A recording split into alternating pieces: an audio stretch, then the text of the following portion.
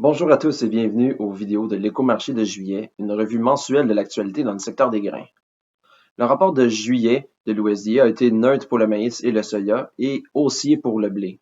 Essentiellement, l'USDA a ajusté son offre et demande de maïs et de soya aux États-Unis pour tenir compte des données du rapport de la fin juin sur les superficies ensemencées, alors que pour le blé, l'USDA a révisé le rendement à la baisse, diminuant ainsi la production et même si les superficies ensemencées, elles, avaient augmenté.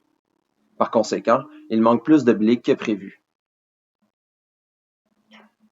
La Chine a été quasiment absente du marché américain pendant le mois de juillet, alors que l'an passé à pareille date, elle avait fait l'acquisition de plusieurs milliers de tonnes de maïs et de soya, ce qui avait pris les marchés par surprise, entraînant ainsi une hausse spectaculaire des contrats à terme. Cette absence de la Chine sur le marché américain peut être due aux nombreux reproches des États-Unis à son endroit et aux rencontres acrimonieuses entre les deux pays. Au Québec, selon le rapport de la Financière agricole du Québec en date du 20 juillet, de façon générale, la récolte de céréales a été plus active que cette année. Le développement des céréales de printemps se situe entre normal et avancé. Le maïs et le soya sont en retard dans leur développement dans les régions de l'Anaudière, des Laurentides et de la Montérégie-Nord, alors que pour les autres régions, ils sont de normal à avancé.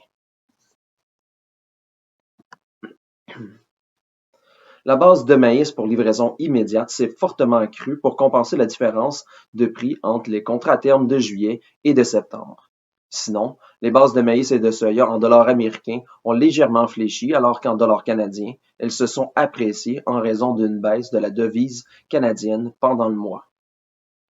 Ce fut un aperçu du mois de juillet. J'espère que cela vous a plu.